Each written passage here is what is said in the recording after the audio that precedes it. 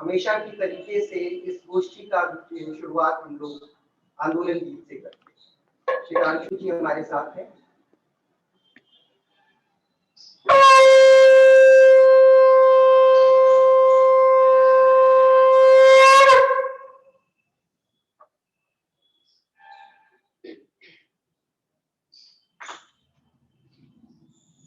हमने तो सीखा नहीं है कायरों सा भागना, आज की चुनौतियों का डट के करो सामना, आज की चुनौतियों का डट के करो सामना। हमने तो सीखा नहीं है कायरों सा भागना, आज की चुनौतियों का डट के करो सामना, आज की चुनौतियों का डट के करो सामना।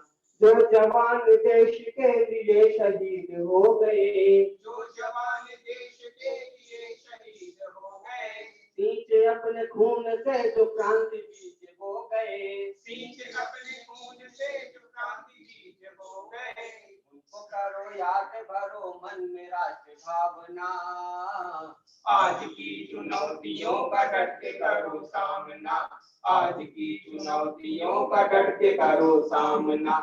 हमने तो सीखा नहीं है कायरों सा भागना, आज की चुनौतियों का डट के करो सामना, आज की चुनौतियों का डट के करो सामना। कंटकों की राह से जो चली जवानियां, कंटकों की राह से जो चली जवानियां, लोग सब बखानते उनकी ही कहानियां, लोग सब बखानते उनकी ही कहानियां। शांति हेतु हो तैयार करके कांति साधना, आज की चुनौतियों का डट के करो सामना, आज की चुनौतियों का डट के करो सामना।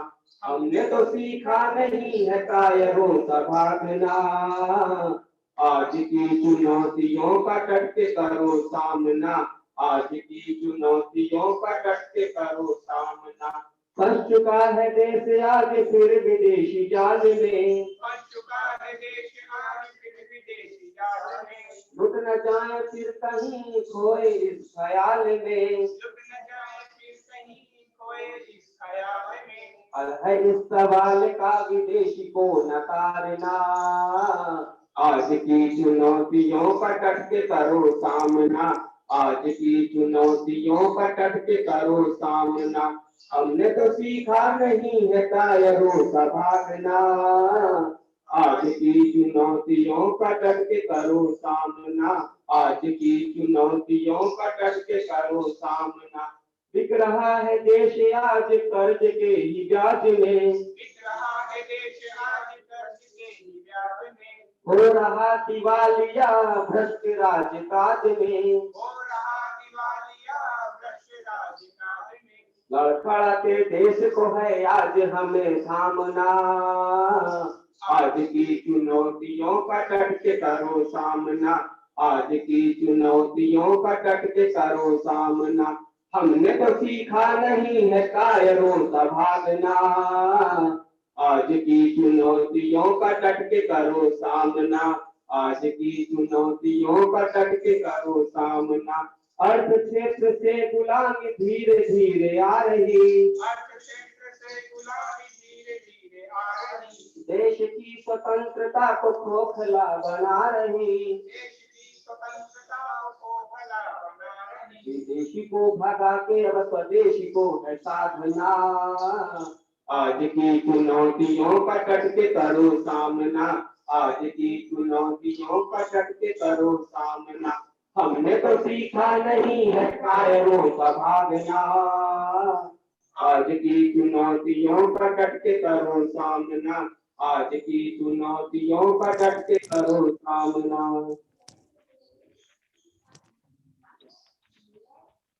आज चुनौतियां तो बहुत है और पिछले 1 सालों में इस तरीके से चुनौतियां हमारे सामने आई हैं और देश की जनता ने उसका सामना किया है, ये समझने की चीज है।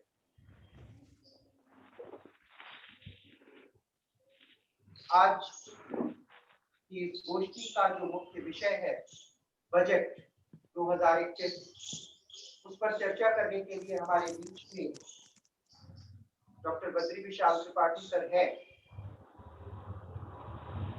और हम सब उनका स्वागत करते हैं। और इसके साथ ही साथ हमारे बीच में हमारा सौभाग्य है कि प्रोफेसर मनमोहन कृष्ण सर भी है और उनसे हम अनुरोध करते हैं कि संगोष्ठी की अध्यक्षता करें। टाइम नहीं हम प्राइम चलाएं, स्पॉटिफाई चलाते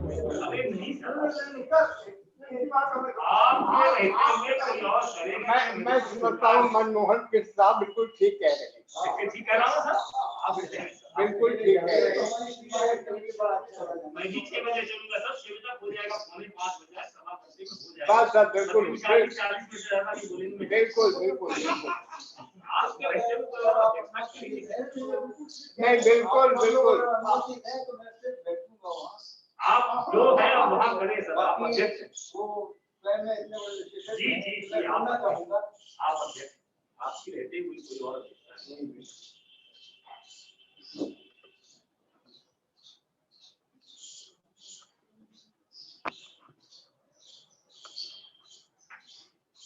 बिल्कुल हम सबका ये भी सौभाग्य है कि हम सबके बीच में प्रोफेसर आर.एन. लोकर सर है और सभी ने अनुरोध किया है और सर ने अध्यक्षता करना स्वीकार किया है। पर हम चर्चा करेंगे और हमें लगता है कि शुरुआत हम जो है इसी से करें और आंदोलन की बातों को लेकर के हम सब रविवारी गोष्ठी की शुरुआत करते रहे हैं। तो 5 मिनट संक्षेप में अगर आज कर दिया तो बिल्कुल आनंद बाजी जी का भी कहना है, तो हम सबसे अनुरोध करते हैं कि वे अपना वक्तव्य दें।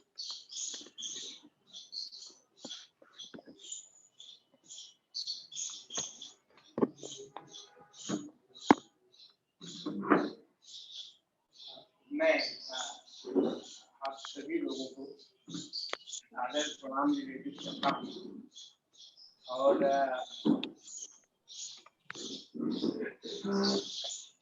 मैं इस बार द academic session of 1965-66 जब मैं BA पार्ट 1 में गोलागढ़ गांव से साधारण गांव का लड़का विश्वविद्यालय में पढ़ने के लिए आया। सेशन ऑफ 1965-66 और इकोनॉमिक्स की जो पहली क्लास हुई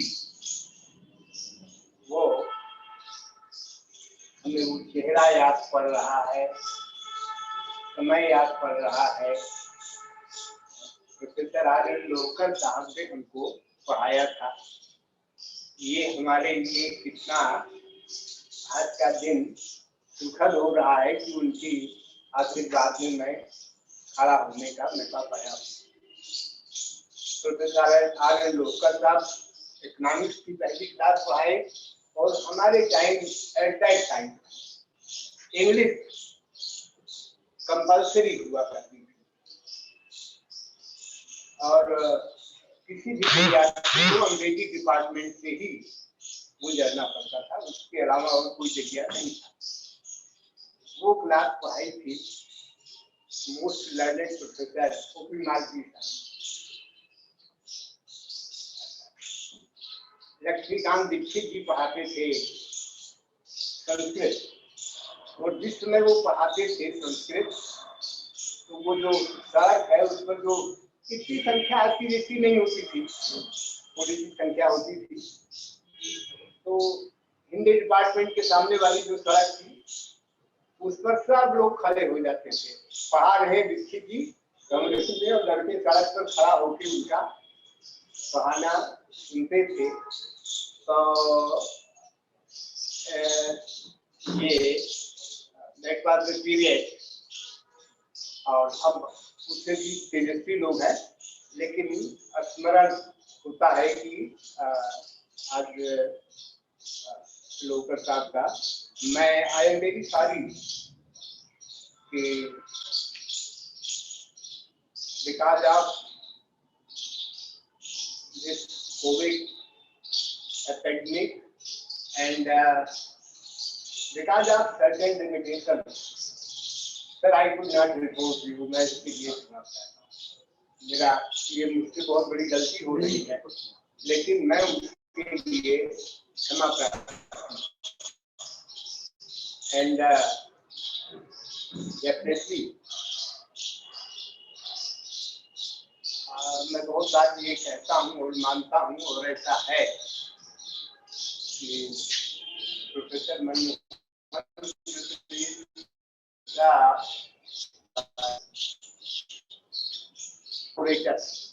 एटलीस्ट फॉर मी, और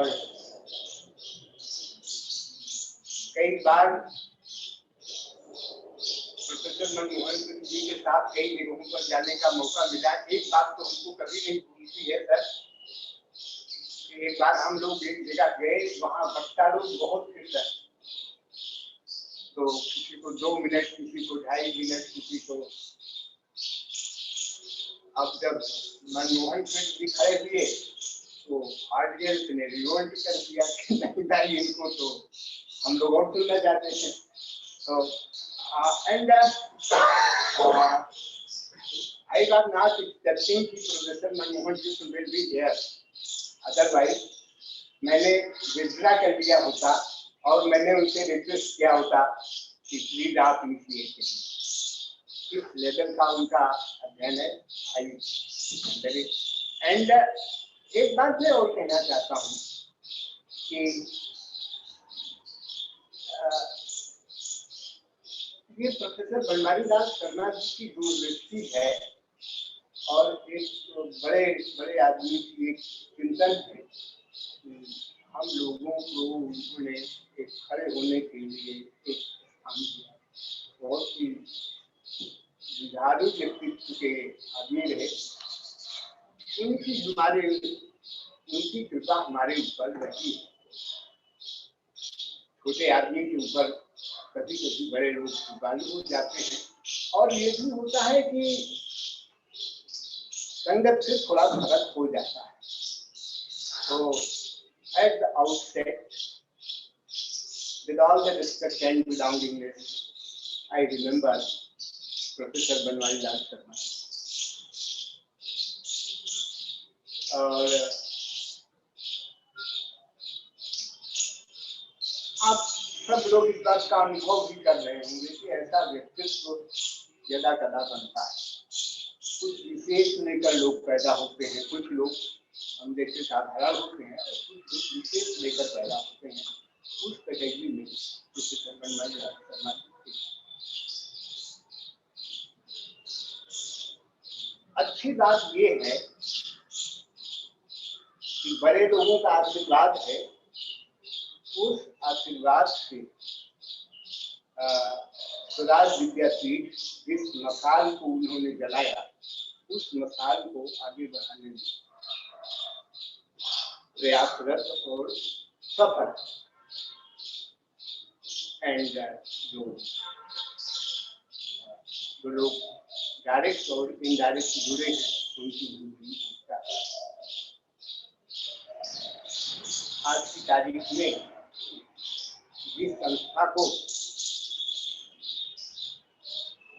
प्रोफेसर आशीष त्रिपाठी जैसे व्यक्तित्व का मार्गदर्शन मिले, वो निश्चित रूप से अपने मकसद की ओर बढ़ती है। बाकी तो जो इस समय भीड़ है, जो इस समय चकाचौंध है, उस पर हम अपनी तुलना कदापि नहीं करते हैं। और बोलने में संकोच भी लग रहा है, because of the presence of Professor R.N. Lokar and Professor Manmohan जी। और आप मेरी बात समझ सकते हैं क्यों संकोच लग रहा है। लेकिन अब व्यवस्था ये है कि अब हम विड्रा भी नहीं कर सकते और अब हमको कुछ न कुछ कहना है। I am trying myself to present some maybe basic things of the budget, and it will be my privilege to hear professor Manmohan Krishna ji and presidential remark of professor R.N. Lokar साहब। हम लोकर साहब के साथ एक जगह और जुड़े रहे, बहुत दिन तक जुड़े रहे, लेकिन अब वो कुछ पता नहीं क्या हुआ, मतलब इसमें मेरा पहुंचना कम सा हो गया, मेरी ही गलती है। क्या में हम आपके साथ मेरा ही हो गया मैं उसका कल मैंने उसको सेक्रेटरी बनाया था, secretary of that organisation. Anyway, मैं सबसे पहले ये कहना चाहता हूँ कि हम सब लोगों ने इस महामारी में हम सब लोग बच लिए, ये इस बात को शो करता है कि हम लोग एक डिसिप्लिन्ड लाइफ जिए। वो कोई भी लोग, जिन लोगों ने डिसिप्लिन खोया वो इस बीमारी की चपेट में आ। तो डिसिप्लिन्ड लाइफ जिन लोगों ने जिया वो बधाई की बात है, और उसका उन्होंने सामना किया। बड़ी खराब बीमारी, बहुत गंभीर बीमारी। इस बात से सरकार भी परेशान नहीं, और पहला केस जो केरल में आया था, जो स्टूडेंट वुहान से आया था, वहाँ पर पढ़ता था, मेडिकल स्टूडेंट था, पहला केस वही हुआ था, और उसके बाद केस बढ़ते बढ़ते दैनिक 96-97 हजार हो गया। तो बड़ी खराब बीमारी आई। उसी बीमारी से ये बजट 2021-22 का बजट प्रभावित। आई थिंक कि आप लोग का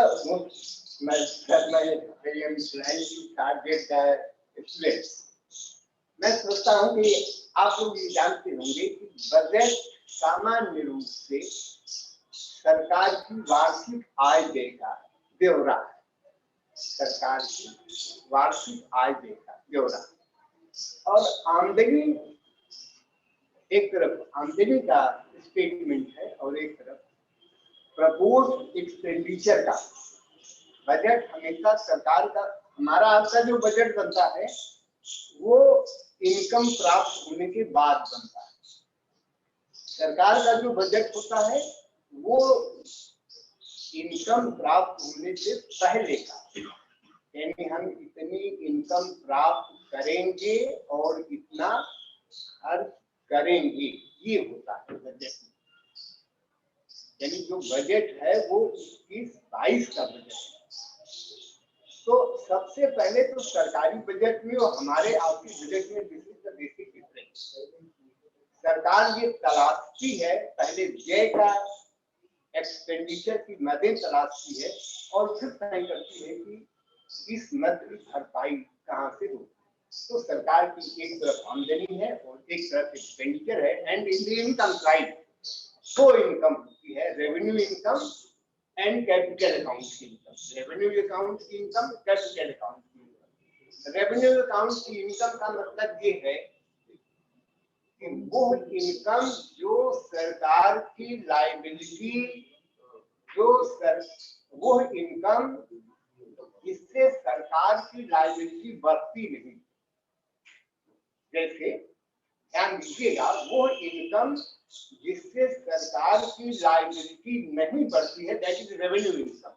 यानी आपने टैक्स दिया, आपको रसीद मिल गई, आप अपने घर चले गए, खत्म बात हो गई, सरकार की खत्म हो गई, खाली हो गई।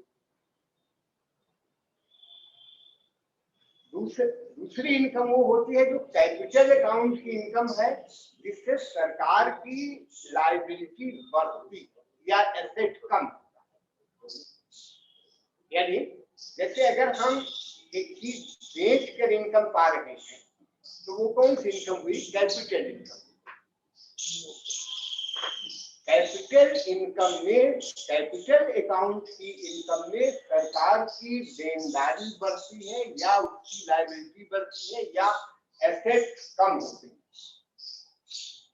आप सभी समझ गए होंगे कि सरकार की वो इनकम बढ़नी चाहिए जो रेवेन्यू अकाउंट की इनकम हो, न कि कैपिटल अकाउंट की। दूसरी साइड में जो एक्सपेंडिचर साइड है उसमें भी यही है, एक रेवेन्यू अकाउंट का एक्सपेंडिचर है और एक कैपिटल अकाउंट का एक्सपेंडिचर है। रेवेन्यू अकाउंट का एक्सपेंडिचर वो है जिससे मोटे तौर पर जिससे कोई एसेट क्रिएशन ना हो।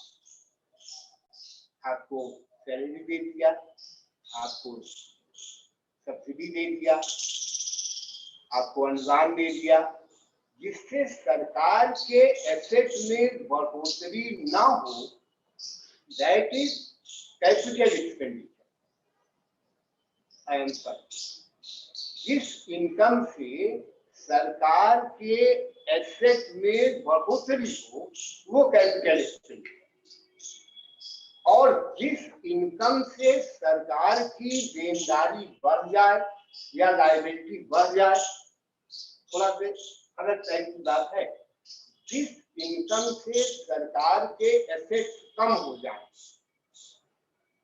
या सरकार की लायबिलिटी बढ़ जाए, वो कहलाती है कैपिटल इनकम। घर के किराए से होने वाली इनकम रेवेन्यू इनकम है, और घर बेचकर जो इनकम मिले वो कैपिटल इनकम। कैपिटल इनकम में मेरी जो एसेट है वो कम होगी या लायबिलिटी मेरी बढ़ेगी। बारोइंग अगर हम कर रहे हैं, बारोइंग धार ले रहे हैं, तो ये हमारी कौन सी इनकम होगी? कैपिटल अकाउंट की इनकम। तो दो पॉइंट हो गया, एक ये हो गया कि सरकार का revenue income, revenue expenditure, capital income, capital expenditure. Capital expenditure आप अनुमान लगा लेंगे कि कैपिटल एक्सपेंडिचर अगर बढ़ रहा है तो एसेट क्रिएशन हो रहा है, एसेट क्रिएशन हो रहा है, और कैपिटल इनकम बढ़ रही है तो एसेट्स कम। एक आध बीच में एक आध शब्द आता है, बहुत बार बार रिपीट होता है, अखबारों में आपने पढ़ा होगा, बातचीत में भी होता है कि घाटे हो रहे हैं। सबसे जो घाटा चलन में जिस घाटे की बात आती है, जिस घाटे की रोज हम लोग बात करते रहते हैं, जिसको कहते हैं फिस्कल डेफिसिट, राजकोषीय घाटा। तो एक मिनट सोच लिया जाए कि राजकोषीय घाटा है क्या बोला। राजकोषीय घाटा में अब जब आप ये जान गए हैं कि ये इनकम एक्सपेंडिचर का विवरण है, तो अब घाटा माने अपेरेंटली मालूम पड़ता है कि एक्सपेंडिचर ज्यादा है और इनकम कम है, देयरफॉर घाटा है। पर ये फिस्कल डेफिसिट क्या है? फिस्कल डेफिसिट में जरा से छोटा सा पेच होता है। पेच ये होता है कि एक्सपेंडिचर साइड में दोनों एक्सपेंडिचर है, एक्सपेंडिचर साइड में दोनों एक्सपेंडिचर है, माने रेवेन्यू एक्सपेंडिचर भी है और कैपिटल।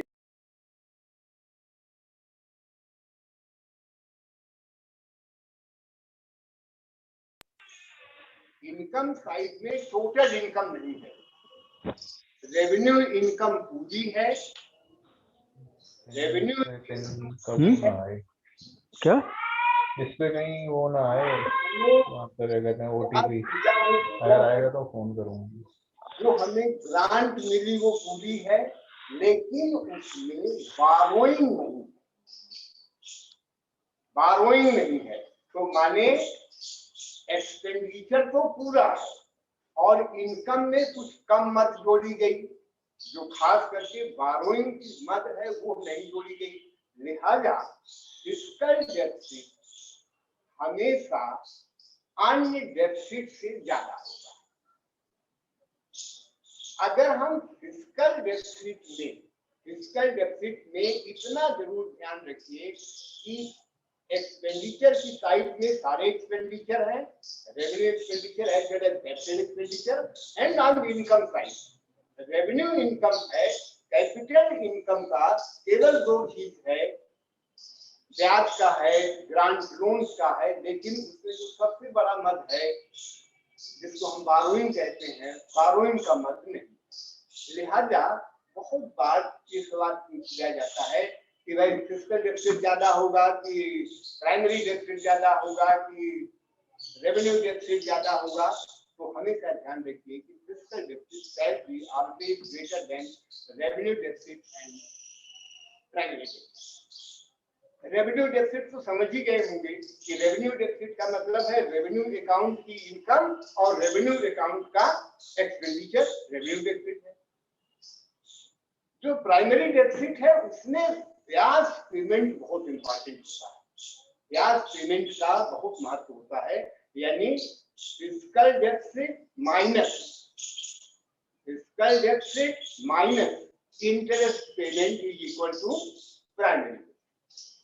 तो अभी मैं कोशिश करूंगा कहने की कि इंटरेस्ट पेमेंट कितना ज्यादा है कि प्राइमरी डेफिसिट और फिस्कल डेफिसिट में कितना डिफरेंस हो जाता है। बजट ये भी आप जानते हैं कि फाइनेंशियल स्टेटमेंट है, बजट फाइनेंशियल स्टेटमेंट है, और अब बजट का पूरा सेशन है। अब बजट में कुछ और जो बातें हैं उन बातों को एक बार कभी यहाँ पर हम लोग एक चर्चा रखेंगे कि बजट के कंपोनेंट्स क्या, कभी एक बात चर्चा रखी जाएगी कि बजट, आज की चर्चा तो क्या है, बजट 2021-22, ना कि बजट के कंपोनेंट की बात कर रहे हैं। ये तो मैंने आपसे थोड़ा सा हमने सोचा कि इस बात को कहते हैं, जब हम लोग बजट के कंपोनेंट की बात करेंगे तब हम लोग ये डिस्कस करेंगे कि बजट कैसे बनाया जाता है, बजट पास होने की क्या क्या प्रक्रिया है, कितने प्रकार के और इसमें प्रोविजंस हैं, all that can be discussed. कभी मौका मिलेगा तो डिस्कस किया जाएगा। नाउ अब हम जब इन बातों के साथ जब हम 2021-22 के बजट की बात करते हैं तो देखिए बजट, हम लोग बजट की कितनी अच्छाई बुराई है इसमें बहुत, हमसे जो बहुत जानकार लोग जो होते हैं वो बजट बनाते हैं। बजट बनाने की प्रक्रिया 6-7 महीना पहले चालू हो जाती है। बड़े अच्छे जानकार लोग होते हैं, हम लोगों से ज्यादा पढ़े लिखे लोग होते हैं, उनकी अपनी एक सोच होती है और वो प्रैक्टिकल भी देखते रहते हैं। तो बहुत कुछ हम क्या कह पाएंगे कि बजट अच्छा है कि खराब है, पहली बात मैं ये कहना चाहता हूँ कि ये बजट अभूतपूर्व परिस्थिति में बना। अभूतपूर्व परिस्थिति का मतलब ये हुआ कि लॉकडाउन की पीरियड में all economic activities except agricultural sector, और पहली तिमाही में हमारी ग्रोथ रेट 2%, 1%, 0% तो छोड़िए, हमारी ग्रोथ रेट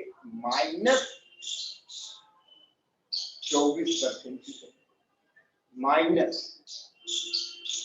माने पहली तिमाही में पूरा का पूरा स्वेटर कर गया, सब बंद हो गया, तो ग्रोथ रेट बिकेम नेगेटिव। आप लोग एक चर्चा सुने होंगे बहुधा हिंदू ग्रोथ रेट अक्सर पूछ भी दिया जाता है कि what is Hindu growth rate. Actually एक बड़े अच्छे शास्त्री राजकृष्ण शास्त्री, उन्होंने थोड़ा मजाक किया, जोक किया एक तरह से, जोक ये किया कि इंडिया की growth rate Hindu growth rate है। उनका मतलब ये था कि इंडिया की ग्रोथ रेट घूमकर 3%, 3.25%, 3.5% के आसपास ही रहती है। उन्होंने कहा कि वो इस पर हिंदू का असर है। हिंदू की व्याख्या उन्होंने ये किया कि हिंदू एक झर्रे पर चलने का आदि होता है। खैर ये उनकी अपनी सोच थी, और उन्होंने कहा एक झर्रे का आदि होता है। हम इसको यूं कहते हैं कि जिन घरों में प्याज नहीं खाई जाती, अगर लड़के ने प्याज खा लिया तो हम लोग कहते हैं कि इसने सब बर्बाद कर दिया। एक झर्रे पर चलने का आदि होता है, ऐसा उनका कहना था। तो उन्होंने कहा कि इंडिया की ग्रोथ रेट भी वही 3% के आसपास बनी रहती है, लेकिन यहाँ क्या हो रहा है, हमने हिंदू ग्रोथ रेट के लांछन को सफलतापूर्वक निगेट कर दिया है ना। हम तो डबल डिजिट ग्रोथ रेट पर पहुंच गए, लेकिन इस पीरियड में हमारी जो ग्रोथ रेट हुई वो उससे न जाने कितना नीचे हो गई, 0 के बजाय माइनस में हो गई। और उसका असर इतना ज्यादा रहा कि जब सेकेंड हाफ में रिकवरी चालू हुई, देश की काम धंधा चालू हुआ, तो उसके बाद भी हमारी 7.7% हमारी ग्रोथ रेट निगेटिव आई। 2020-21 में पूरे साल का जो लिया गया उससे हमारी ग्रोथ रेट 7.7% निगेटिव आई। इसलिए मैंने हिंदू ग्रोथ रेट का जिक्र किया कि that was low growth rate, here we are at negative growth. और आपने ये भी देखा कि ये जो बड़े कारखाने वाले हैं, जो बड़े जिसको हम बिग बिजनेस हाउसेस कहते हैं, या जिनको हम आज के कर्णधार कहते हैं कि नाव खेलने वाले यही कारपोरेट सेक्टर के लोग, वो समझिए कि 65-70 लाख आदमी महानगरों से गांव की ओर भाग के आया, जिसको वो लोग रोटी नहीं दे सके।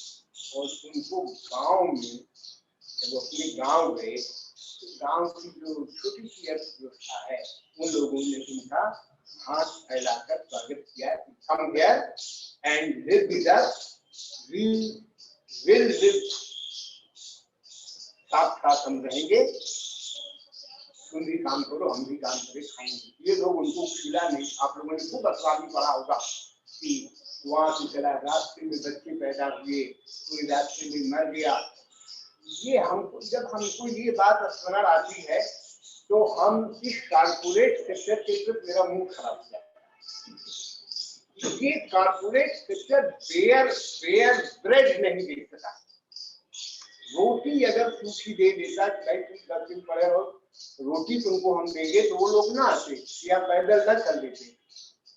तो और वही जब गरीब अर्थव्यवस्था में पहुंचा, जैसे गांव में पहुंचा, मेरे गांव में बहुत से लोग आए, मेरे पड़ोस में लोग आए। मैंने कहा कि ये जो खेत है, इस खेत में तुम भी कमाओ खाओ, और हमको चाहो दे देना, नहीं दे देना पर इससे खाओ, काम कर गया। लेकिन ये बड़े पूंजीपति लोग जिनको हम लोग यूं देखते हैं, वो लोग एक साधारण रोटी नहीं दे पाए।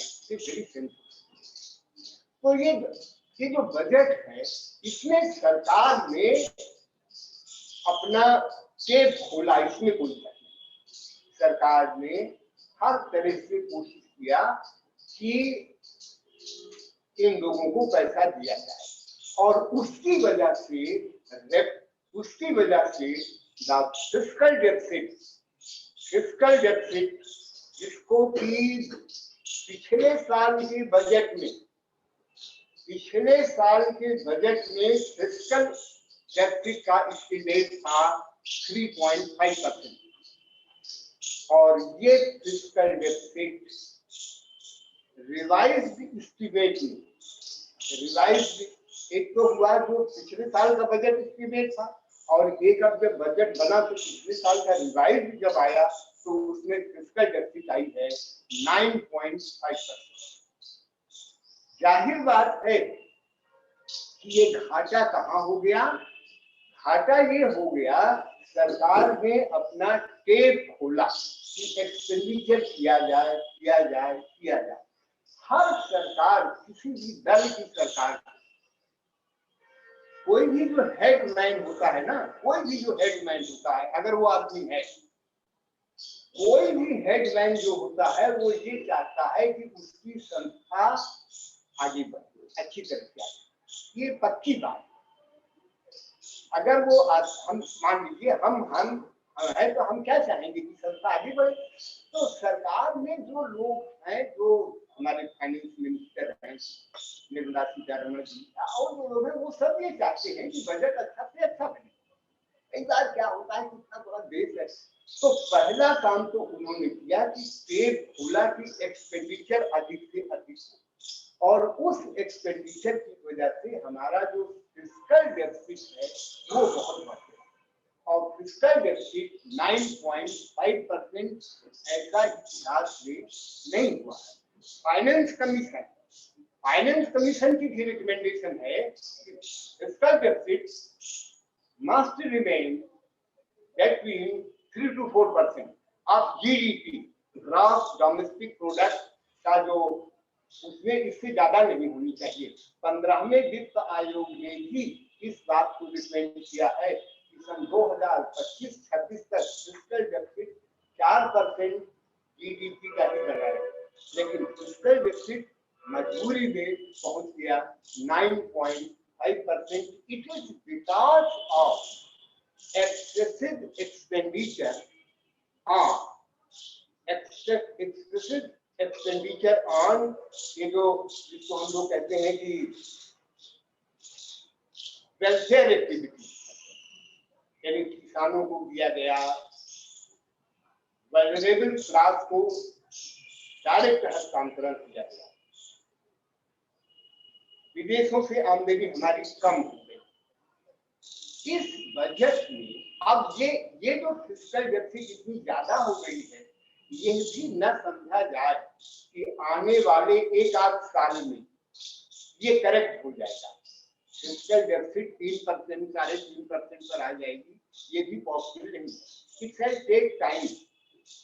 एक बार जब धक्का लग गया है तो रिकवर होने में टाइम लगेगा। ये उम्मीद की जा रही है कि 2025-26 का जो बजट होगा, 2025-26 के बजट में फिस्कल डेफिसिट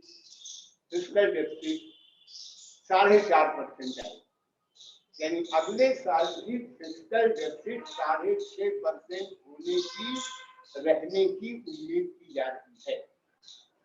इस बजट में सरकार ने देखिए रेवेन्यू एक्सपेंडिचर बहुत हो गया। रेवेन्यू घाटा जो है इस बजट में, जो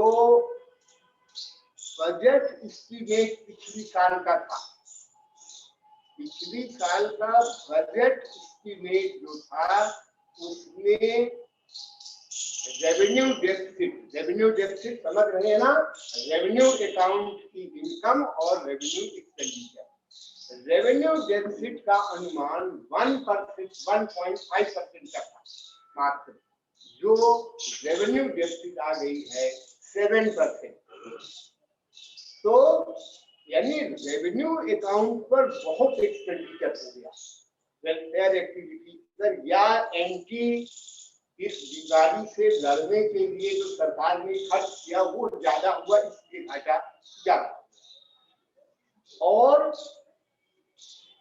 देखिए मैं आपसे एक बात कह रहा था कि जब फिस्कल डेफिसिट में हम ब्याज का भुगतान निकाल देते हैं, फिस्कल डेफिसिट जो 9.5% जाएगी, उसमें जब हम ब्याज भुगतान घटा देते हैं तो बचता है प्राइमरी डेफिसिट, और ये प्राइमरी डेफिसिट 6% की करीब है। माने ब्याज भुगतान इतना ज्यादा है, और ब्याज भुगतान का मतलब क्या है कि हमारे पास डेट ज्यादा, कर्ज ज्यादा है, तभी तो ब्याज भुगतान बढ़ेगा। तो ब्याज भुगतान की जो राशि है वो बहुत ज्यादा है। अब सरकार ने इस बार क्या कहा, इस बार कोशिश किया कि हम रेवेन्यू डेफिसिट को कम करें, और रेवेन्यू डेफिसिट को कम करेंगे तो इसके लिए इन्होंने क्या किया, इन्होंने एक तो जो वेलफेयर एक्टिविटीज थी जैसे मनरेगा, रूरल सेक्टर, इस पर इन्होंने बजट अलॉटमेंट कम कर दिया। अगर आपने ध्यान किया हो कि मनरेगा पर तो इन्होंने 30% जो रिवाइज एस्टीमेट था पिछले साल का और इस साल का जो बजट अलॉटमेंट है इसमें 30% की कमी की गई। इसी तरह से रूरल डेवलपमेंट पर जो एक्टिविटीज हैं उनमें ओवरऑल 10% की कमी की गई है। एक चीज बढ़ाई गई है, एक चीज बढ़ाई कि rural infrastructure like rural road, electricity, school, इन पर 30,000 करोड़ रुपए से बढ़ाकर 40,000 करोड़ रुपए किया गया, उसमें बढ़ाया गया है। तो पहला तो कोशिश इन्होंने की, यानी जरूरत ये है कि फिस्कल डेफिसिट कम हो और इकोनॉमी की ग्रोथ जो -7.7% हो गई है ये बढ़े। तो गवर्नमेंट ने इसके लिए जो खाता तैयार किया, बजट जो है, जैसे पिछली बार यहाँ पर मैं आया था कोरोना के पीरियड में, तो कोरोना के पीरियड में मैं यहाँ पर एक बार ऑनलाइन बात करने के लिए सुप्रीम जी ने हुक्म दिया, तो मतलब जाहिर बात है कि भाई आने जाना था, तो उसमें एक बात कह दिया तो हमको थोड़ा वो लगा। इन्होंने कहा कि आज इकोनॉमिक्स का जो है वो, वैसे तो इकोनॉमिक्स में धन दौलत की बात होती है, लेकिन इसमें आज तो एक्चुअली इकोनॉमिक्स में धन दौलत की बात नहीं होती, it is something more, much more. और फिर प्रोफेसर जे.के. मेहता के शहर में अगर ये बात कहा जाए तो बड़ा खटेक खलेगा। जैसे मैथमेटिक्स केवल जोड़ घटाना गुणा भाग नहीं है ना, तो वैसे इकोनॉमिक्स जो है और फिर मेहता साहब के शहर में। तो मैं ये कहना चाह रहा हूँ कि बजट में केवल एक्सपेंडिचर का ब्यौरा ही नहीं, सरकार की मनोवृत्ति भी दिखाई पड़ती है कि सरकार क्या करना चाहती है। और इन्होंने यानी एक दर्शन है, मैं ये कह रहा हूँ कि वो एक दर्शन है। बजट सरकार की मनोवृत्ति का एक आईना भी, इनकम एक्सपेंडिचर का स्टेटमेंट तो है ही, but it is an mirror of the face of the government या working of the government. Government की सूझ जाना चाहती है। तो उन्होंने कहा कि आपकी बजट जो इकोनॉमिक सर्वे आया है, अगर आप लोगों ने देखा हो, उसमें वी स्टेट बन रहा, वी अंग्रेजी का, तो उसका मतलब ये था कि एकदम क्रैश किया, पहले ग्रोथ रेट बिल्कुल गिर गई, लेकिन सेकेंड हाफ से रिकवरी चालू हुई और ये रिकवरी तेज हो तो क्या बन जाएगा, भी बन जाएगा, है ना। और पहली तिमाही में बिल्कुल गिर के क्रैश कर गया, नीचे पहुंच गया, धीरे धीरे उठना शुरू हुआ और उम्मीद की जा रही है कि ये तेजी से बढ़ेगा। तो क्या तेज बन गया, 20 तेज। तो गवर्नमेंट ये प्लान करने को हमारे चीफ इकोनॉमिक एडवाइजर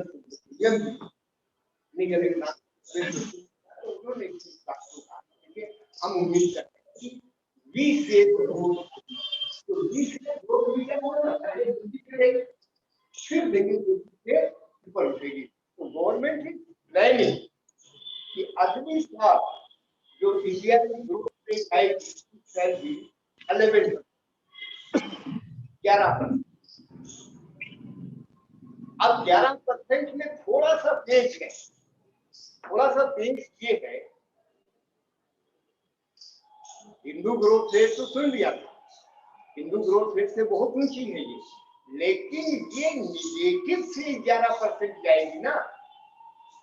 देश कहाँ हुआ, देश 0 से 11 होता तब तो 11% आना जाता, ये शुरू कहाँ से होगी, -7.7 से।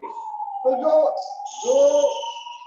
जो अगले साल की जीडीपी होगी, ग्रॉस जीडीपी होगी, अगर ये लक्ष्य पूरा हो जाता है तो इस लक्ष्य को पूरा होने के बाद करीब 3 लाख करोड़ रुपए, 3 लाख करोड़ रुपए का इजाफा होगा। क्योंकि हम माइनस से अपने को कैलकुलेट करेंगे ना, on that basis this growth rate is प्राप्त की जा सकती है। अगर कहीं 0 से या 3% से होता है, 4% से होता है, शायद प्राप्त ना होती, लेकिन क्योंकि हमारा बेस माइनस का है, इसलिए उम्मीद की जा रही है कि जो 2022-23 का बजट आएगा तो ग्रोथ रेट 11% की हो। अब इस 11% की ग्रोथ के लिए सरकार ने इस बजट में क्या किया? देखिए, बजट तो मुख्य रूप से दिखाई पड़ रहा है कि ये कोविड-19 को काउंटर करने की पॉलिसी में उलझा रहा, इस बीमारी का सामना करने के लिए उलझा रहा, उसके लिए खुले हाथ रुपया खर्च किया। ये सही भी है, ये सही भी है कि सरकार ने इस बीमारी से लड़ने के लिए इंफ्रास्ट्रक्चर बनाया।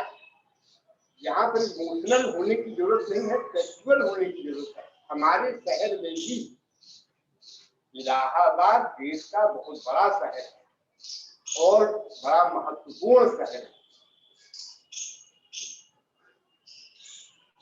बुद्धिजीवियों की कैपिटल हम लोग कहते हैं।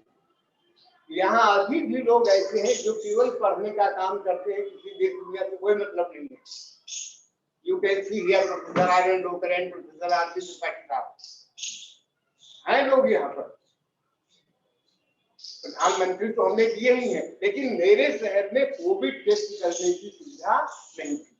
हमारे शुरू में आप लोगों को याद होगा, इस बीमारी का सैंपल दिया जाता था, वो लखनऊ जाता। तो गवर्नमेंट ने इंफ्रास्ट्रक्चर बनाया, इसमें कोई डाउट नहीं है। तो अब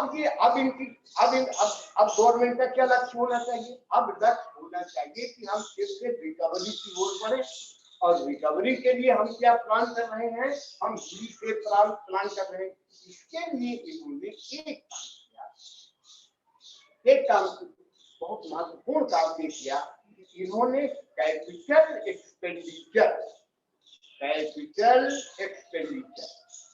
आप ध्यान दीजिएगा बात पर, रेवेन्यू एक्सपेंडिचर नहीं।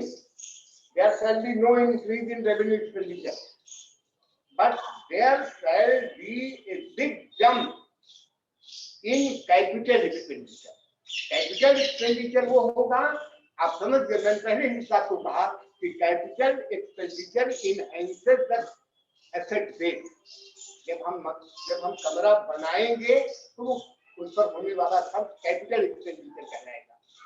तो कैपिटल एक्सपेंडिचर से इनहेंस करेंगे, और कैपिटल एक्सपेंडिचर में इन्होंने बहुत बड़ी बढ़ोतरी किया। जो पिछली साल का बजट रिवाइज्ड बजट है, रिवाइज्ड बजट, उससे 34% बढ़ोतरी की गई है ऑन कैपिटल एक्सपेंडिचर। अपनी तरफ से निर्मला जी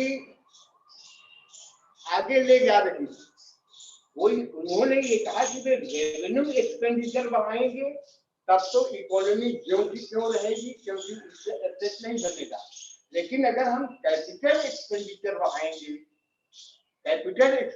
बढ़ाएंगे तो एसेट बेस बढ़ेगा, एम्प्लॉयमेंट बढ़ेगा, अर्निंग की पोटेंशियल बढ़ेगा। इसलिए there has been an speculated increase in capital expenditure of the budget, that is 34.5%, which shall be equal to 5.5 lakh crore रुपए। गवर्नमेंट का जो मोस्ट इम्पॉर्टेंट एफर्ट है की ग्रोथ को अचीव करने का, वो है कैपिटल एक्सपेंडिचर। और कैपिटल, देखिए, पिछले कई दशकों से गवर्नमेंट जीडीपी का 13% से ज्यादा, 13% से ज्यादा एक्सपेंडिचर नहीं करती। Total government expenditure on capital account and revenue account was always about 13% of the GDP. This is the first time when total expenditure shall be around 15% of the GDP. और उसमें भी जो अब अगले बजट की बात कही गई है वो है enhancing in capital expenditure to create asset base for the economy. अगर एसेट बना और वो एसेट दोनों बनाना चाहते हैं, tangible as well as intangible, उसका फर्क हम लोग कई बार इनटेंजिबल एसेट, अब जमाना टेंजिबल एसेट का आप लोगों के लिए जीने के लिए नहीं है, हम लोग तो जी लिए। आप लोगों के पास अब टेंजिबल एसेट जीने के लिए नहीं बचेगा, न तो खेत है, न बाग है, न पहाड़ है, न पानी है, न कुछ। अगर आप लोग सरवाइव करना चाहते हैं आराम से, तो be careful about your intangible asset. अपना नॉलेज बेस बढ़ाइए, पढ़िए, तभी कुछ हो पाएगा, वरना आप जीने का और कोई जरिया नहीं है। एंड दीज डेवलप्ड कंट्रीज, उन लोगों ने फुल लीड ले लिया है, हमारे यहाँ लोग पढ़ते ही नहीं है। अब आजकल और चल गया है, वो नकल करके वो क्या करते हैं, बना लेते हैं और लड़कों को पढ़ाते भी उसी नकल से हैं, वो उसी से पढ़ाते हैं। If you cannot reproduce, if the teacher cannot reproduce, how can they expect to reproduce like students? हम लोग तो कॉलेज में अपने डिबेट कराते थे, अगर कोई लड़का चिट लेके आ गया डिबेट में, उसको बैठा देते थे। और अब क्या है कि हम लोग पढ़ा रहे हैं, क्या वही वो क्या बोलते हैं हम तो जानते हैं, हाँ, they are teaching by that PPT। तो आप, I am trying to warn you, हम लोग उसमें पिछड़ गए। हमारे जो पेटेंट का जो दरखास्त दाखिल होती है, उसमें हमारा परसेंटेज बहुत कम। तो अगर आप मतलब हमें इनटेंजिबल एसेट बढ़ाना है, तो government is trying to enhance the economy by enhancing expenditure on capital account. हाँ, यह हमको खटकता है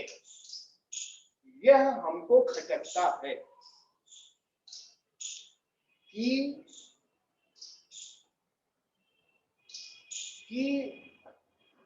गवर्नमेंट ने जो, अब जैसे ये पैसा कहाँ से आएगा, ये जो गवर्नमेंट एक्सपेंडिचर बढ़ा रही है, इसका पैसा कहाँ से आएगा? पैसा आने का आपने देखा कि दो जरिया है, रेवेन्यू अकाउंट और capital account. Revenue account shall remain constant of GDP in terms of GDP. सरकार को जो रेवेन्यू अकाउंट से टैक्स इनकम मिलती है ना, look income, tax income GDP का 10% बना रहता है। जितना देश की जीडीपी है उसका 10% shall be the tax in the coming financial year also as in during the previous year, 10% रहेगा। रेवेन्यू अकाउंट की इनकम बढ़ेगी नहीं, टैक्स बढ़ेगा नहीं, क्योंकि आपने देखा है कि टैक्स की देश में इन्होंने टच नहीं किया है। कारपोरेट को थोड़ा बेनिफिट किया है, लेकिन पर्सनल टैक्सेशन में कोई चेंज इन्होंने नहीं किया। फिर पैसा कहाँ से आएगा? फिर पैसे के लिए जो जुगत निकाली गई वो निकाली गई है डिसइन्वेस्टमेंट। मनमोहन सिंह साहब ने, यहाँ बैठे हुए हैं, और मनमोहन सिंह साहब ने ये ढांचा शुरू किया। तो मनमोहन सिंह साहब ने जो डिसइन्वेस्टमेंट की प्रक्रिया चालू की, वो अपने चरम पर पहुंचे। This time government is expecting to have most of the income from apart from revenue account. Income तो कोई बात ही नहीं है, तो आप ध्यान देंगे टैक्स की इनकम जो आएगी वो सरकार के खाते में जाएगी, remain around 10% of the GDP. जो अब जो एक्सेस इनकम आनी है वो डिसइन्वेस्टमेंट से आनी है, और डिसइन्वेस्टमेंट कौन सी इनकम है? कैपिटल अकाउंट की इनकम। कैपिटल अकाउंट की इनकम है जिसमें मेरा एसेट कम होता है। सरकार ने तय किया, अब नीति आयोग को काम दिया गया, नीति आयोग को काम दिया गया है कि आप उन कंपनियों की पहचान कीजिए, उन क्षेत्रों की पहचान कीजिए जहां की एसेट को सरकार बेचकर या उसमें अपना शेयर कम करके रेवेन्यू इकट्ठा करें। इस बार तो यह भी कहा गया है कि सरकारी जमीन बेच करके भी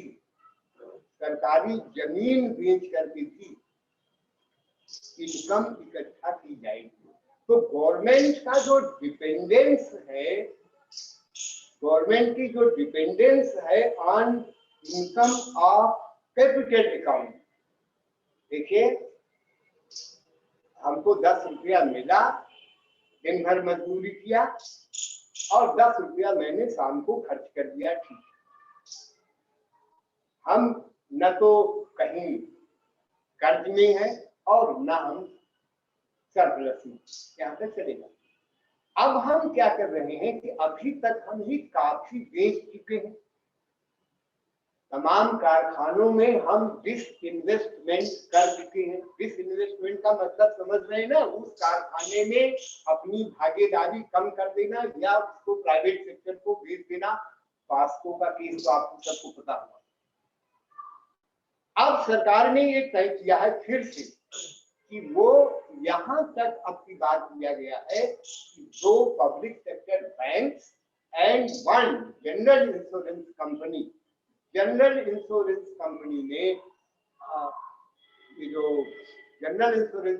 ने फॉरेन डायरेक्ट इन्वेस्टमेंट की सीमा 74% कर दी गई। यानी 74% का मतलब है कि हमारी भागीदारी रह जाएगी केवल 26%, शेष हो जाएगी उनकी। तो हमने जो प्लान किया बजट में, वो प्लान किया कि इकोनॉमी को हम ऊपर उठाएंगे by injecting capital expenditure to the tune of 5.5 lakh crore, which can be higher about 34% from the previous budget। वो एक बात हुई। अब उसके लिए, उस कैपिटल एक्सपेंडिचर के लिए, कैपिटल एक्सपेंडिचर होगा उससे एसेट बढ़ेगा, इसको स्वागत करने की बात है, लेकिन ये भी देखना पड़ेगा उस कैपिटल एक्सपेंडिचर के लिए सरकार मनी कहाँ से ले रही है। जब टैक्स रेवेन्यू इनकम नहीं बढ़ेगी तो सरकार कहाँ से देगी? कैपिटल अकाउंट से देगी। और कैपिटल अकाउंट की इनकम का मतलब है सरकार की ब्याज की देनदारी बढ़ेगी, या हमारा एसेट कम होगा। मार्केट बारोइंग जो सरकार कर रही थी, जब पिछले साल बजट बन चुका था तो अचानक ये बीमारी आई, तो सरकार को मार्केट से ही तो बारो करना पड़ेगा। मार्केट बारोइंग बहुत ज्यादा हो गई और मार्केट बारोइंग आगे भी करनी पड़ेगी। तो सरकार ने डिसइन्वेस्टमेंट का सहारा लिया कि हम डिसइन्वेस्टमेंट करके काफी मनी इकट्ठा करेंगे और पब्लिक सेक्टर की बैंक को या जनरल बीमा कंपनी को हम फॉरेन डायरेक्ट इन्वेस्टमेंट के सहारे आगे बढ़ेंगे। एक बात और जो खटकती है वो ये खटकती है कि देखिए, इंडिया में अभी भी एक जो न्यू नॉमेनक्लेचर है, MSME, micro small and medium enterprises, जिसको हम लोग पहले कहते थे लघु एवं कुटीर उद्योग या मध्यम। MSME में ही एम्प्लॉयमेंट क्रिएशन की पावर है, या अनऑर्गेनाइज्ड सेक्टर जो होता है देश का, खेती है, हैंडीक्राफ्ट है, छोटे छोटे काम धंधे हैं, वो खपा लेते हैं लोगों को। वो उनमें लोगों को एब्जॉर्ब करने की पावर बहुत ज्यादा है। ये इस बीमारी में और देख लिया गया। इस बीमारी में बड़ी कंपनी ने तो हमको छटनी करके हटा दिया, लेकिन गांव वाले ने हमको गांव से नहीं हटाया। उसने कहा ठीक है भाई, अरे तुम भी काम करो, हम भी काम करें, काम चल जाएगा। माने अनऑर्गेनाइज्ड सेक्टर तब अप्रोच तब एब्जॉर्ब करता है जब ऑर्गेनाइज्ड सेक्टर हाथ खड़ा कर देता है। इस पीरियड में ऑर्गेनाइज्ड सेक्टर ने हाथ खड़ा किया। ये एक्चुअली केन्स का जो मॉडल है, जॉन मेनार्ड केन्स का जो मॉडल है, उसने उन्होंने यही कहा था कि जब इकोनॉमी बूम कर रही है, आगे बढ़ रही है, तब सरकार को पीछे हो जाना चाहिए। लेकिन जब इकोनॉमी संकट में आ रही है, टर्न डाउन हो गया, तो सरकार को आगे आना चाहिए, एक्सपेंडिचर बढ़ाना चाहिए। उसी तर्क पर सरकार एक्सपेंडिचर बढ़ाने की बात कर रही है, but for that expenditure we are depending very much on disinvestment, और डिसइन्वेस्टमेंट में खूब थोड़ी सी चीजें अब जो बची हुई हैं, जिनको हम स्ट्रेटेजिक सेक्टर कहते हैं, स्ट्रेटेजिक सेक्टर कहते हैं, उनमें भी अब डिसइन्वेस्ट स्ट्रेटेजिक सेक्टर आप समझ रहे हैं ना। स्ट्रेटेजिक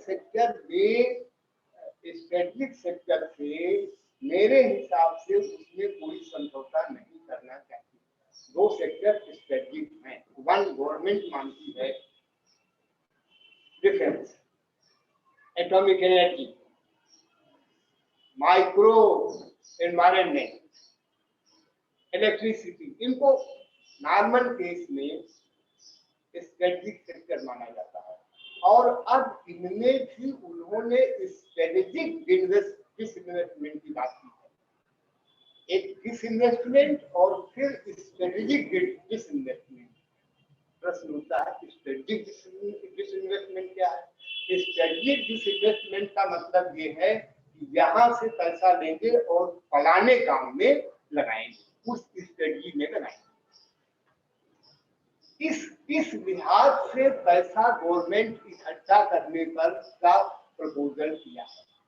एक और बात मैं जो कह रहा था कि एमएसएमई सेक्टर में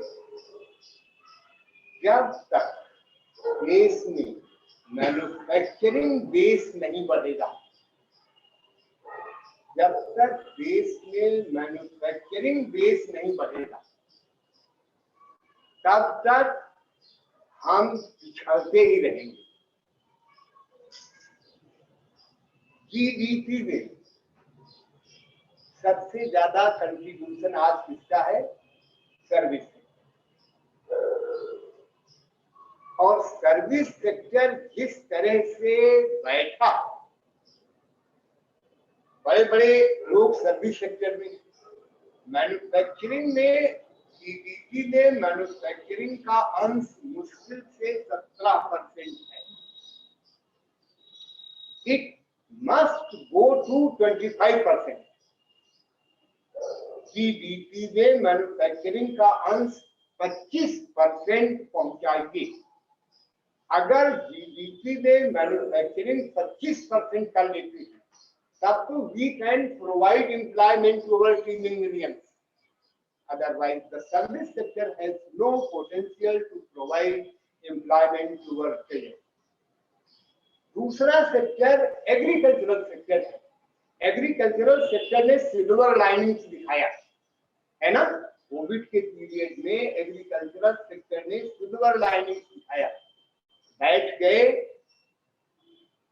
सर्विस सेक्टर, बैठ गया होटल, बैठ गया, ये सब इन सब में नहीं हुआ। एग्रीकल्चर या मैन्युफैक्चरिंग जो होगी उसके लिए we have to concentrate on MSME, क्योंकि देखिए इस पीरियड में बड़े कारखानों में तो बंदी हुई, लेकिन गांव का कारखाना चलता रहा, हमारे घर का कारखाना चलता रहा, चाहे दूसरी आदमी काम कर रहे हैं। तो जो we have to try to boost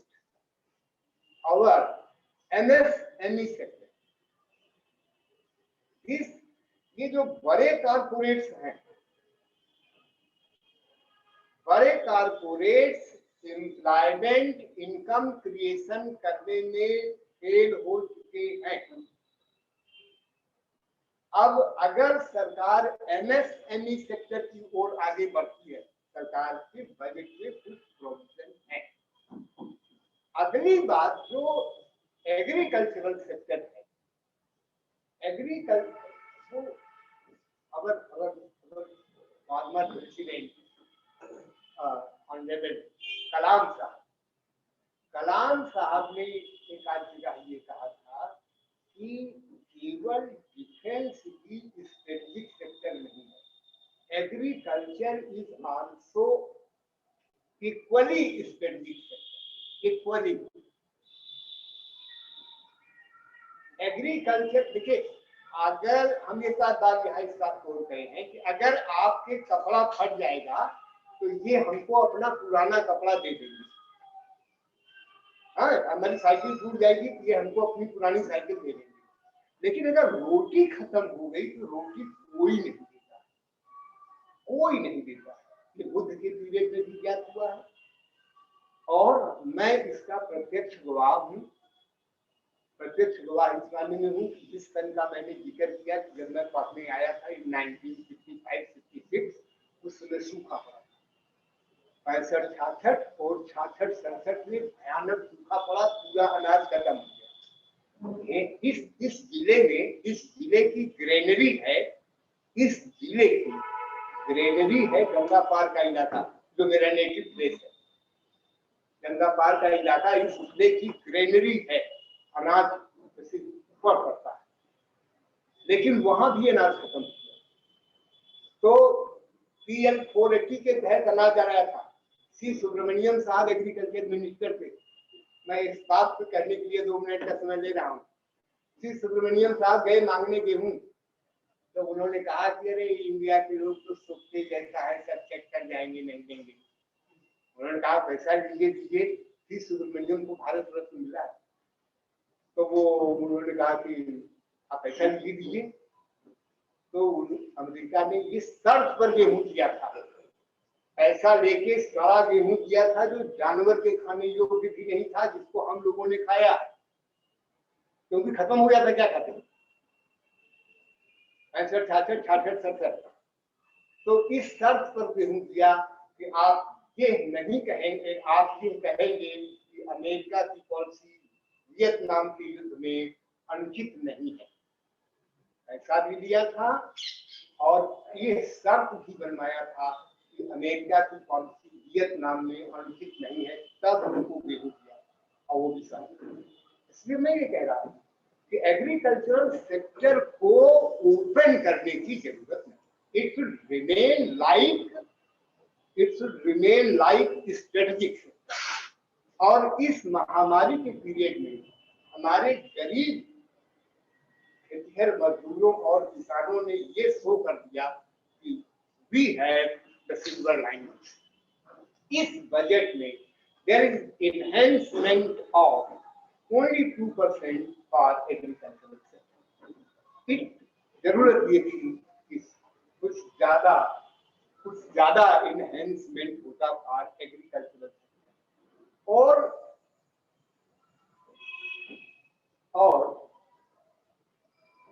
जो एक चीज बजट में और इन्होंने कोशिश किया है जिसको कहते हैं bad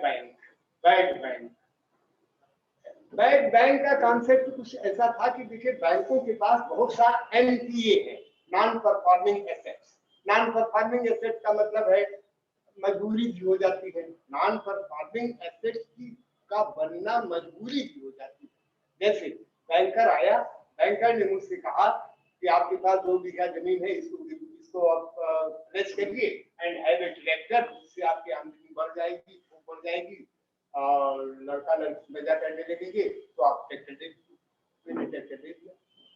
tractor became non economic farming and मेरा क्या हो गया, वो NPA हो गया ना, नॉन परफॉर्मिंग एसेट हो गया। वो आए बोले आप सबमर्सिबल वो लगा दीजिए, मैंने 4 लाख रुपया उधार ले लिया, वो लगा दिया, बिकेम नॉन परफॉर्मिंग। तो नॉन परफॉर्मिंग एसेट बनने की एक साइकिल, नॉन परफॉर्मिंग एसेट बहुत से बन गए। तो गवर्नमेंट ने इस प्रोजेक्ट में कोशिश किया है कि बैंकों की बैलेंस शीट को हम क्लीन करें, क्या कर दी, नो एनपीए, और उसके लिए उन्होंने एक एसेट रीस्ट्रक्चरिंग कमेटी बना दिया है। तो मैं इतना ही कहना चाह रहा हूँ कि इस बजट में कैपिटल एक्सपेंडिचर बढ़ाने की कोशिश की गई है, लेकिन वो कैपिटल एक्सपेंडिचर ज्यादा जाएगा हाथ में बड़ी कंपनियों के, बड़े बिजनेस हाउसेस के। जैसे एक स्क्रैप पॉलिसी घोषित की है बजट में। स्क्रैप पॉलिसी का मतलब ये है कि अब तमाम व्हीकल सड़क पर चल रही है ना, तो कंपनियों ने जोर लगाया, मेरी व्हीकल तो दिख नहीं रही है। इंडिया का आदमी पुरानी चीज को भी प्रयोग करता है। पहले तो कॉन्सेप्ट ही था ना कि लाइफ टाइम प्रोडक्ट होता था। ये चीज हमारे पास एक आध कलम थी, तो उसने यही कह के दिया था कि इसका आपकी जिंदगी काट देगी, वही कलम पूरी जिंदगी काट देगी। अब क्या है, लिखा है ना, कलम पहले ऐसी आती थी कि वो 10-20 साल चलती थी, महंगी आती थी, ठीक है, लाइफ टाइम कॉन्सेप्ट था ना। हाँ, कपड़ा बन गया चलेगा, ये खादी फटता ही नहीं है। अब क्या है कि वो साल में फैशन चेंज हो गया, तो वो पिछले साल कितना भी कीमती आपने लिया हो, इस साल वो बेकार। तो उसमें मतलब बेहद भी ऐसी चीज है कि इसको हम क्या बताएं। तो अब जब सरकार ने ये कोशिश किया है कि एनपीए इनका बढ़ गया है, बहुत ज्यादा बढ़ गया था, तो अब एनपीए के दोनों ने रिस्ट्रक्चरिंग कर दिया है। अब स्क्रैप पॉलिसी ने क्या कर दिया कि कोई भी कार 15 साल से ज्यादा अगर है तो वो नहीं चलेगी, या चलेगी तो उस पर क्या लगेगा, green tax, it shall be around 25% of the road tax, 25% of the road tax, 10 to 25%। तो अब आप पुरानी कार नहीं चलाएंगे तो क्या करेंगे, नई कार लेना पड़ेगा। 20 कार कमर्शियल व्हीकल और 15 साल ये पर्सनल व्हीकल। तो अब ये किसके पक्ष में बात गई, आप कहेंगे कि ये इन्वायरमेंट को प्रोटेक्ट करने के लिए, but in reality it is to assist. बल्कि महिंद्रा कंपनी ने इस पर बड़ा अच्छा रिएक्ट किया कि हम तो कई साल से कह रहे थे कि स्क्रैप पॉलिसी बनाई जाए। तो अब स्क्रैप पॉलिसी में आप समझ रहे हैं ना, कितना व्हीकल सड़क पर है वो 15 साल के बाद बेकार हो जाएगा और उसकी जगह क्या करना पड़ेगा, नई व्हीकल लेना। तो किसके पक्ष में बात गई है, कारपोरेट के पक्ष में बात गई। मैं एक चीज इंडिकेट करना चाहता हूँ कि इस तरह की there is no policy, there is no allotment for seed sector. इधर मैं कुछ कम अच्छा इसलिए भी कह पाया या कम बातें इसलिए भी कह पाया कि स्वप्निल जी ने मुझको एक काम दे दिया कि आप बीच पर लिखिए। तो बीच पर लिखने के चक्कर में मेरा कुछ समय ज्यादा चला गया, औकात भी थोड़ी है और वो बीच के चक्कर में काफी टाइम लग गया। तो मैं कहना चाह रहा हूँ कि अगर यही एग्रीकल्चरल सेक्टर में ये बूस्ट दिया गया होता, जो इनपुट्स है उनको इजिली अवेलेबल कराया गया होता, तो बात फर्क होती। And last thing that I want to put before you with all the respect and honour है, अब एक बेसिक बेयर नेसेसिटीज इंडेक्स बनाया जाएगा। और बेयर नेसेसिटीज इंडेक्स की बात मैं कहता भी नहीं, टाइप न लेता, इसलिए भी कहना पड़ रहा है। बेयर नेसेसिटीज इंडेक्स में यानी जो इंडेक्स बनाया जाएगा कि आपको क्या किस लेवल पर आप हैं। जैसे ह्यूमन डेवलप इंडेक्स पढ़ा होगा ना, ह्यूमन डेवलप इंडेक्स बनता है, तो अब ह्यूमन डेवलप इंडेक्स के बाद हम कहाँ पहुंचते हैं, बेसिक नेसेसिटीज इंडेक्स पर। यानी बेसिक बातें कितनी आपको मिलती हैं, और उन बेसिक बातों में सबसे पहली बात क्या है? Water, water, housing, sanitation and some other facilities. तो माने सबसे जरूरी चीज क्या हो गई है? वाटर। ये मैं इसकी अच्छाई बुराई नहीं कर रहा हूँ, इसका निहितार्थ कहने की 1 मिनट में कोशिश कर रहा हूँ। निहितार्थ ये है कि अब सबसे जटिल चीज क्या हो गई है? पानी। बेसिक एयर नेसेसिटीज इंडेक्स अभी बन जाएगा ना, और वेयर नेसेसिटीज इंडेक्स इसी बजट में है ना। वेयर नेसेसिटीज इंडेक्स में जो पहला आइटम है कि आपको पानी मिलता है कि नहीं, तो वाकई में पानी सब खत्म। एयर ही मिल रहा बात, जहां पर 15-20 फीट के नीचे पानी था। If you want to have a glass of potable water per day, then you have to just आपको कम से कम 300 फीट पाइप धंसाना है नीचे, then you can get some potable water. And here in villages, यहाँ तो पानी मिल जाता है गंगा यमुना के पास। वहां पर क्या हो गया कि न्यू क्लास है कि मत, तो बनवारीलाल शर्मा जी कहते थे नए भस्मासुर, नए भस्मासुर, वो आप लोग सुनते हैं उसका कानून भी लिखते। तो उसमें क्या है कि अगर आपको अब पहले गांव में क्या था, आप जाइए कुएं पर बाल्टी रखी है, लोटा रखा है। मेरे फादर तो केवल किसान थे, साधारण छोटे से किसान थे, सामने कुआं बनवाए थे और गर्मी के महीने में बाल्टी लोटा और थोड़ा से वो गुड़ रख देते, आने जाने वाले लोग अपना पीते थे, साधारण किसान थे। I belong to small farmer suddenly. अब वो पिताजी बनवाया वाला कुआं भी सूख गया, उसके बाद एक बोरिंग हुई, वो भी सूख गई। अब क्या जरूरत है? 300 फीट नीचे पानी, पानी खत्म हुआ because of these multinational party, and now अब जो इंडेक्स बनेगा उसमें पहला जरूरत आएगी पानी।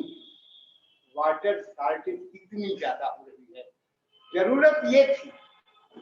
जरूरत ये थी कि स्क्रैप पॉलिसी के बजाय ऐसी कोशिश की जाती कि ग्राउंड वाटर रिचार्ज बढ़ता और जो भूमिगत जल है उसका लेवल ऊपर उठता। मैं बहुत कुछ कम कह पाया हूँ, and I request all of you to enhance the theme, and I am really very fortunate, and I wish to remain fortunate कि प्रोफेसर आर.एन. लोकर साहब का दर्शन, जिनके रिश्ता है कि उनके सामने मैं यहाँ खड़ा हूँ, हम इसके लिए बड़े शर्मिंदा हैं। एंड जो हमारे टीचर हैं, हम आपसे यकीन करिए कि मैं प्रोफेसर मनमोहन कृष्ण साहब का बेहद सम्मान करता हूँ, उनकी इंटेलेक्ट का, उनकी विरांगनेस का, और उनके इलाहाबाद की कल्चर को मेंटेन करने का। इलाहाबाद की कल्चर को मेंटेन करने का मतलब ये है कि यहाँ पर हमारे यहाँ का प्रोफेसर कभी भी ट्यूशन कोचिंग नहीं करता, चाहे वो हम में काम चलाए चाहे बिना उसके काम चलाए। कुछ लोग ऐसे हैं जिन लोगों ने इस ट्रेडिशन को मेंटेन कर रखा है। We are proud of them.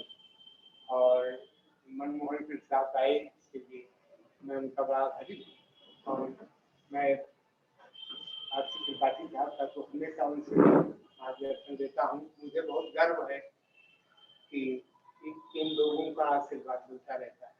With these words, I thank you all for giving me the opportunity.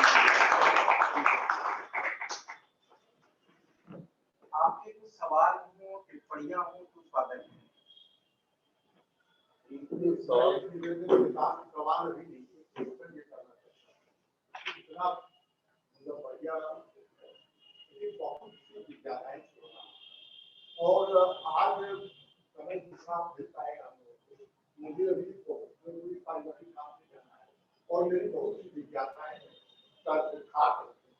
तो अगर इसको हम अगले हफ्ते में भी इसी बात को रखें, अगर त्रिपाठी का अब वो स्वप्निल जी जैसा ये डिफरेंट सपान स्वप्निल जी ना, क्योंकि अब हम लोगों को लीडर की बात माननी चाहिए ना। ये स्वप्निल जी, ये मैंने तो बोला है कुछ इसमें पॉइंट, ये आप अपने पास रखिए। मैं इसको तैयार किया था सर।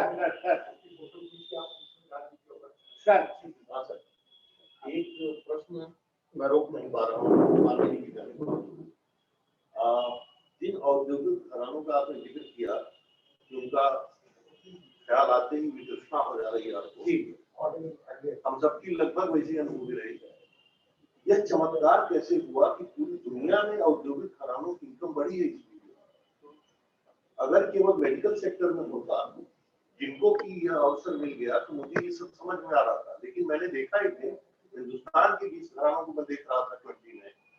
फिर मुझे यहाँ जब आश्चर्य हुआ तो मैंने और मित्रों से पूछा तो पता लगा कि क्या हिंदुस्तान, क्या अमेरिका, क्या इंग्लैंड, सर्वत्र जो है यह क्लास जिसका की काम बंद हो गया था, जिसका की मजदूर भाग करके गाँव गया और जिसकी ठप हो गई थी, उसकी इकॉनमी बढ़ी है और वही समय में हो रहा। और जहाँ पर हम लोग हैं सामान्य आदमी, वो इसमें परेशान।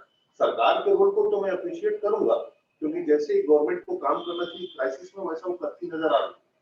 ये डिबेटेबल हो सकता है कि हम कैपिटल जनरेट करने के लिए घर मकान बेच दें कि न बेच दें। आज जमीन हम अगर बेच देंगे तो कल हमें जमीन की मिलेगी नहीं, ये बहुत महत्वपूर्ण पक्ष है। आदरणीय प्रोफेसर बनवारीलाल शर्मा जी बार बार कहा करते थे, एक बार उन्होंने कहा कि अगली निगाह कारपोरेट्स की जगह पर, जमीन पर है, और वो एजुकेशन के माध्यम से, फैक्ट्री के माध्यम से तुम्हारी जमीनों पर कब्जा चाहते हैं। चाहे स्कूल चले या न चले, 1000 बीघा सब्सिडाइज उनको मिल जाए और जहां वो जम जाए, और पूरा पाकिस्तान का 50% वो खरीद चुके हैं। अब तुम्हारी तरफ निगाह है। तो जब ये बार बार, तो अब मैं देख रहा हूँ इस बात को, ये दिख भी रहा, तो यह तो समझ में आ रहा था। लेकिन वो कारपोरेट वाला वो कि ये चमत्कार हुआ कैसे कि 33%, 32% इकॉनमी बढ़ रही है। देखिए एक डिमांड, देखिए इसकी जो ये बात वाकई में इसलिए हो रही है ना कि जो ये घराने हैं इनकी इनकम सबकी बढ़ गई है। हुआ क्या ना कि जैसे हर हालत में इन्हीं की बनती है, हर हालत में इन्हीं की बनती है। क्या हुआ, लॉकडाउन हुआ ना, तो क्या आया, work from home. Work from home में आप समझते हैं कितने लैपटॉप, मोबाइल, प्रिंटर कितने बिके, उनकी इनकम बहुत ज्यादा बढ़ गई। उन्होंने अपने कंपनियों को बोनस दिया कि घर से काम करते रहिए, बहुत अच्छा है।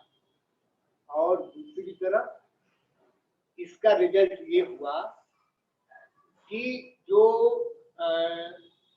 इस टेक्नोलॉजी को नहीं एडॉप्ट कर सकते, जो परिवार और बच्चे, उनकी एजुकेशन का क्या हुआ, तो क्या हुआ कि मरने पर भी हमको मिलना है और जीने पर भी हमको मिलना है ना। तो ये तो आपने देख लिया कि इंफॉर्मेशन टेक्नोलॉजी के माइक्रो समिट में जितनी कंपनियां लगी हैं उनकी इनकम मैजिकली बढ़ना ही था, क्योंकि किसी ने कर्ज लेकर लैपटॉप लिया, किसी ने कर्ज लेकर के बड़ी मोबाइल लिया, किसी ने कर्ज ले, तमाम लोगों ने ऐसा किया, उनकी इनकम बढ़ी। नंबर 1। दूसरा ये है कि डिमॉन्स्ट्रेशन इफेक्ट भी हुआ। हम डिमॉन्स्ट्रेशन इफेक्ट को नहीं झेल पाते हैं, आपने लिया तो हमने भी लिया। हाँ, मैन्युफैक्चरिंग सेक्टर में जो कंपनियां हैं उनकी अभी नहीं बढ़ी। अभी जो बढ़ी है वो आईटी सेक्टर की कंपनियों की बढ़ी है, और आईटी सेक्टर से किसी का मोह भंग नहीं हो रहा। आईटी से इस कंपनियों ने अब लोगों को नई समस्याएं दे रही हैं। फिर वो कंपनी के पास जाएगा। नई समस्या क्या दे रही है, किसी को एकाकीपन हो रहा है, किसी की आंख खराब हो रही है, किसी की कमर खराब हो रही है, हाँ, तो again they will have to feed another company, दवा वाली कंपनी को देंगे। तो इनका, और एक बात और है संसार, देखिए अब वो डॉर्फ और जायंट की स्थिति आ गई, हम आपका सामना नहीं कर पाएंगे, हम आपका सामना नहीं कर पा रहे हैं। तो जो हमारे MSME हैं वो, इनके सामने वो ये किताब है ना, यहाँ पर भी वो किताब है जिसको शर्मा जी ने इसका अनुवाद किया था, when corporations rule the world, जब दुनिया पर निगमों का शासन होता, उस तरह की स्थिति बन गई है। और इसके लिए जब सरकार 91-92 से इनको बढ़ावा दिया जा रहा है, तो 30 साल हो गया ना, 30 साल में वो काफी युवा हो चुके हैं और इसलिए उन कंपनियों का एसेट बढ़ रहा है। आगे भी हम उसी प्रकार का वातावरण तैयार कर रहे हैं।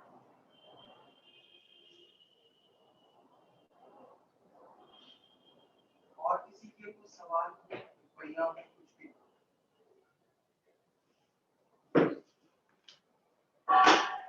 तो एक क्वेश्चन ये है जैसे सरकार, मतलब जैसे बड़े बड़े कंपनियां हैं, सरकार से ही लोन लेकर सरकार की ही संपत्ति को खरीद रही है और सरकार उनके ऋण को भी माफ कर दे रही है सर, तो किस तरह से वो अपना मतलब वो आय बढ़ा रही है, चीज समझ नहीं आती। बड़े बड़े कंपनियों आए दिन न्यूज़पेपर्स भी चलते हैं कि अरबों खरबों करोड़ों रुपए सरकार ने माफ कर दी बड़ी कंपनी, इसके पीछे क्या राज है सर? ये अब बेटा इसमें हम कुछ क्या कह सकते हैं, इसमें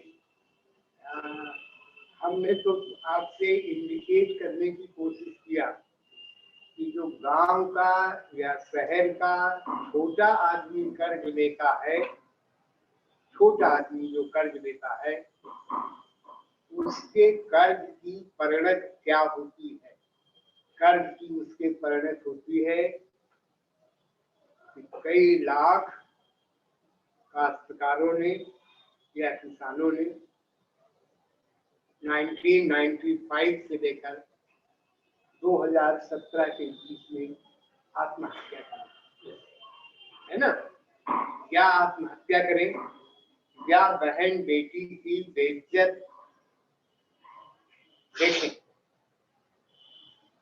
अब जो उनकी कर्ज माफी हुई वो भी इतना कम था, और जो उनको पैकेज दिया गया बाद में वो भी इतना कम है कि उससे वो वायबल नहीं हो पाए। अब बड़ी कंपनियों का कर्ज माफ हो रहा है या उनके अपने तरीके हैं, और उस तरीके पर मैं कह सकने की स्थिति नहीं।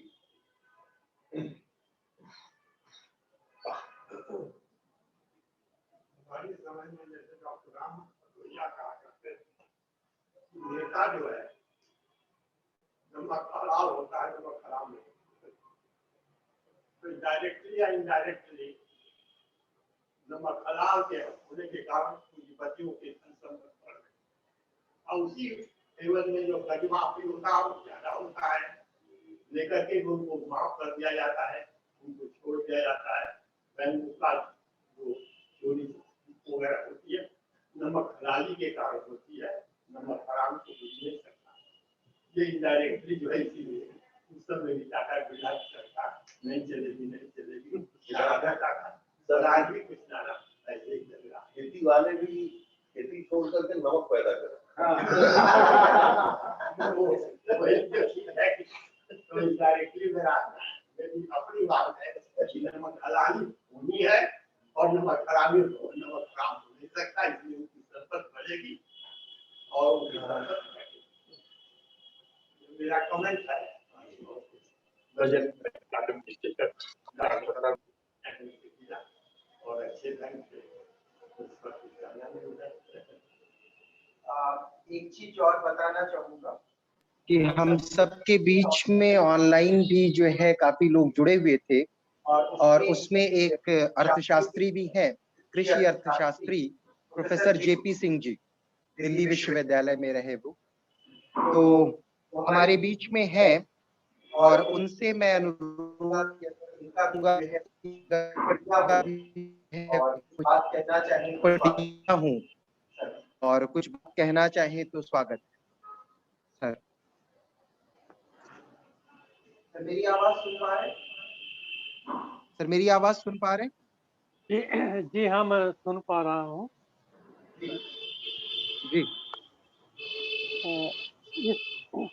इस बजट में एग्रीकल्चरल इंफ्रास्ट्रक्चर इम्प्रूव करने की बात की गई है, विशेष करके मार्केटिंग इंफ्रास्ट्रक्चर इम्प्रूव करने की बात की गई है, लेकिन मैं बड़ा क्लियर नहीं हूँ कि कितना पैसा सरकार के पास आ पाएगा कि वो इन्वेस्ट कर सके, क्योंकि उन्होंने 1 लाख करोड़ रुपया agriculture infrastructure, particularly agriculture marketing, इस पर आप थोड़ा कमेंट करें।